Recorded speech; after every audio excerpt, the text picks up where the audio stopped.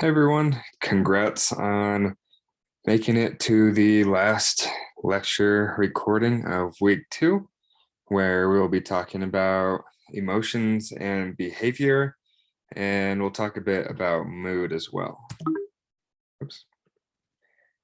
So, key theory for emotions and behavior is Cannon's theory, and essentially what this theory is stating is that emotions are for acting and that each of those discrete emotions like anger, fear, each of those is directly linked to certain behaviors that are adaptive for certain situations. And so you can see kind of the lineage here of physiological arousal then leading to that action readiness for whatever sort of behavior is needed in that situation.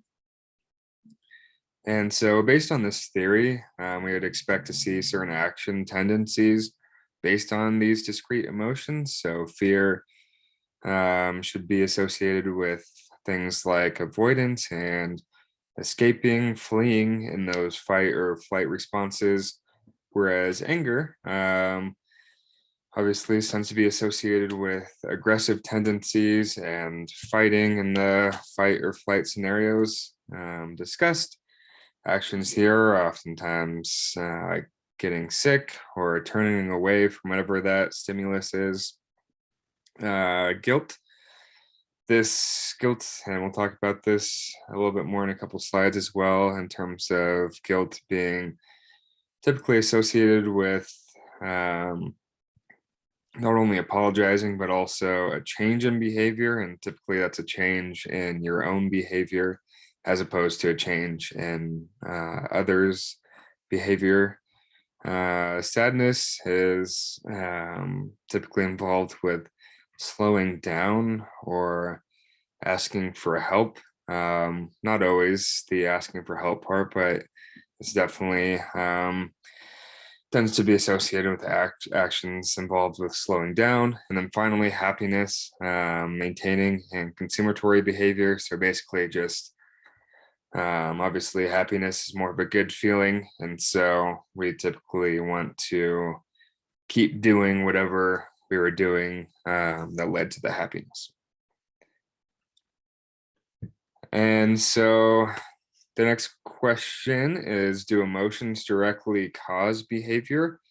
And, obviously based on the Cannon's theory, you would expect that emotion would directly cause behavior, but the results for this are a little surprising. So there was a social psych study that went ahead and reviewed a lot of other studies in the social psych realm based on emotions and behaviors. And the finding was that only 22% of the studies, in only 22% of the studies reviewed, did emotion directly cause behavior. So only about 1 out of 4 of these studies.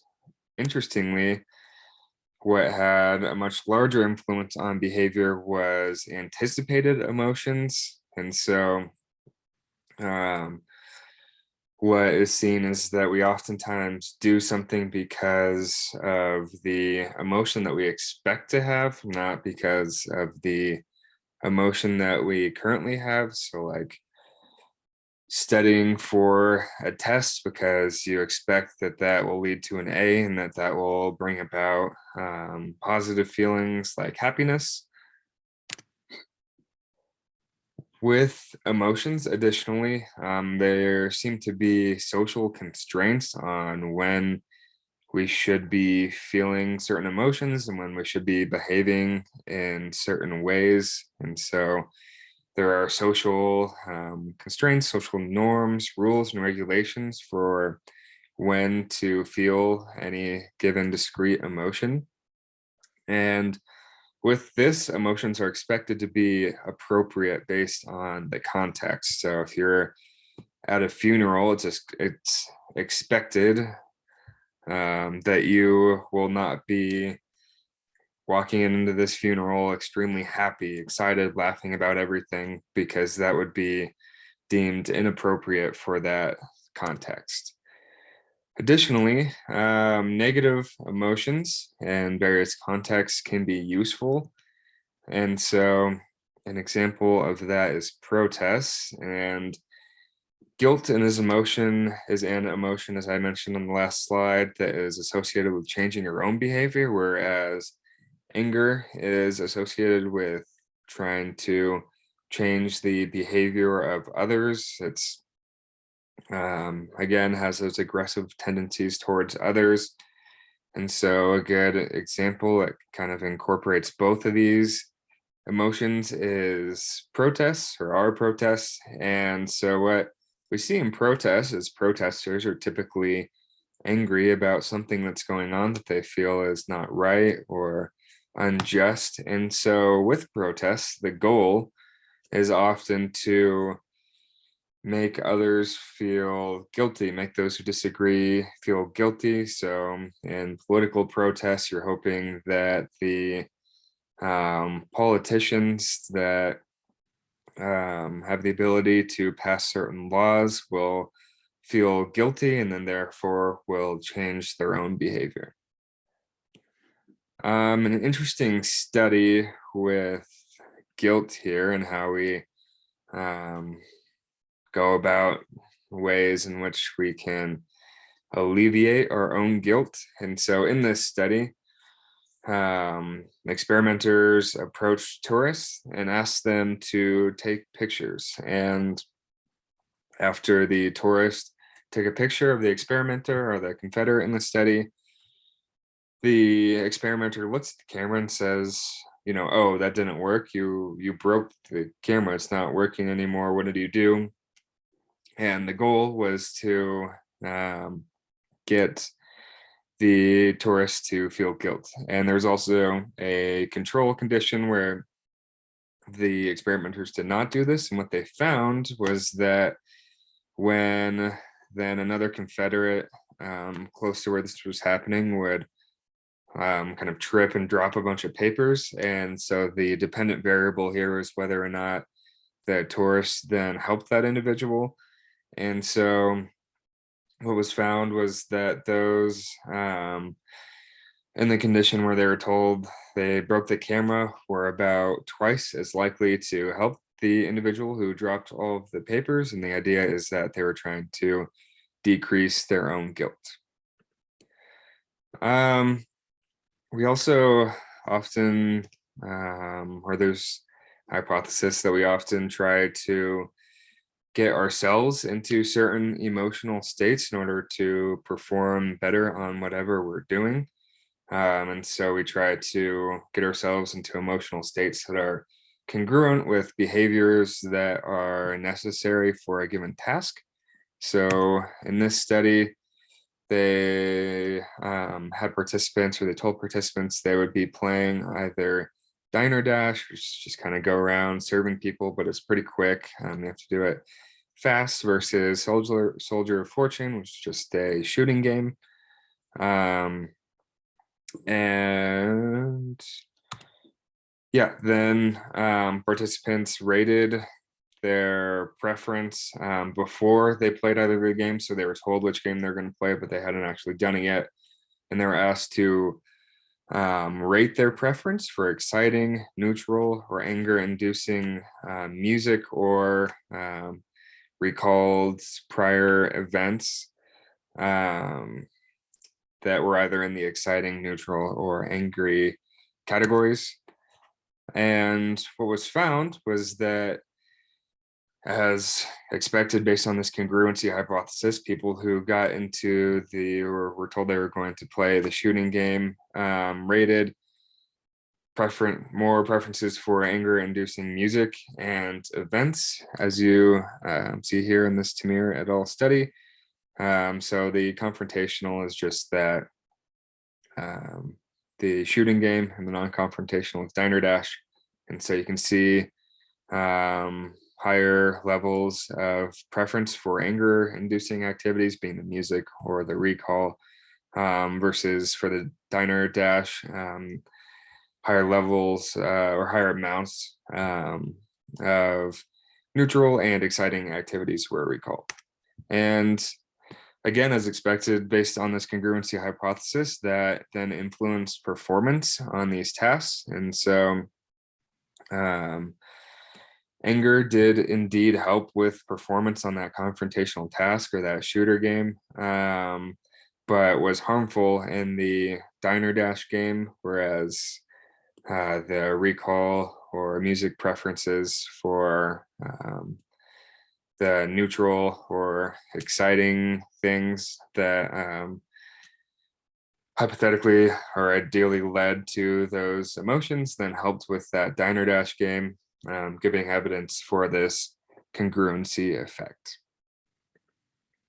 So moving on to mood, I think we all kind of have those days where you just wake up and it's like there's a little bit of a rain cloud following you, or the exact opposite where you just wake up, roll out of bed and feel awesome.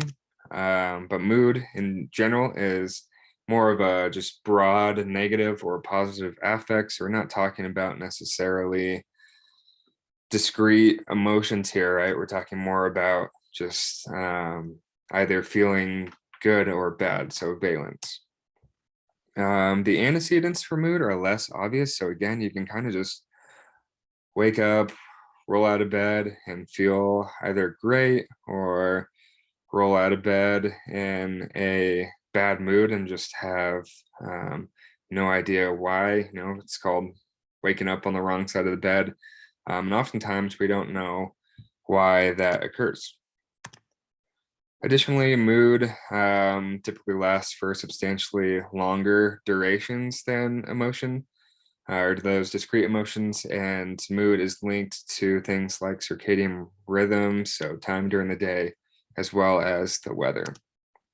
And with not knowing the antecedents and having those be less obvious, we talked about misattributing certain emotions in various scenarios, like misattributing arousals, but this is even more common with mood, where you don't know the antecedent.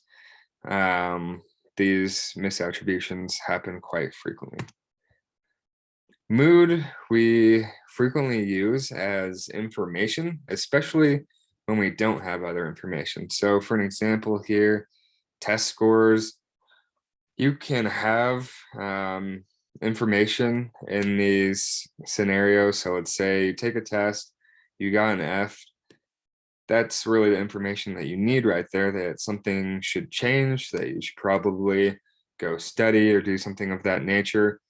But let's say you could also be preparing for a test that's a week or two away still, or a couple days away, whatever it might be.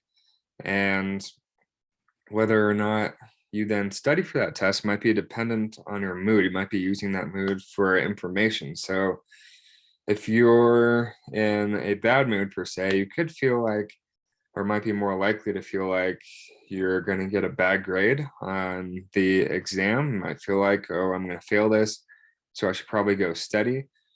Versus if you're in a good mood, you might feel like, oh, I'm good. It's not going to be any problem. I'm going to do fine on this test. And then you'd be more likely to not study. And that applies to other things too, where you don't have, the specific grade point to look at. Like, I don't know, say you went to the gym and exercised or worked out or something, and someone asks you, oh, how did that go? You don't have the A, B, C, D, F to evaluate that. So that actually might be more likely to be based on your mood. If you're in a bad mood, probably say, oh, didn't go that great. Versus if you're in a good mood, be more likely to have a positive rating of that workout. And we see that there are differences in action with negative versus positive moods. And so, like the example of the test here, if you're in a negative mood, you might be more likely to put some more effort in to try and get out of that. Versus a positive mood, you might feel like, oh, nothing really needs to change. I don't need to study for this. you might be less likely to put in effort at that point. And so that is in general what this chart here shows, and basically it's just showing that when we use mood as information that has an influence on effort, where in general negative moods are going to lead to more effort, but that is a bit dependent on a couple of things. So with this model, there is a maximum effort level called maximally justified effort, where, if you're taking a class or going into work or something, the idea is that you have this maximum level of effort that you're going to put into this class or your work. And if you're just not going to go above that. And it's kind of maybe an unconscious even decision that more effort than that wouldn't be worthwhile. And based on this model, this also depends on task difficulty. So although you have the negative mood here, positive mood here, and task difficulty on the x-axis. And so this model is theorizing that when you are in a negative mood, you might be more likely to, although you might put in more effort, you might be more likely to quit sooner if that task is difficult. So you can see that with a positive mood, those in a positive mood are more likely to keep pushing through, keep putting in effort until there is a higher level of difficulty. But there's still that maximally justified effort there that both people in both these moods won't go above. And so, yeah, again, those in negative moods are likely to hit that maximally justified effort more quickly.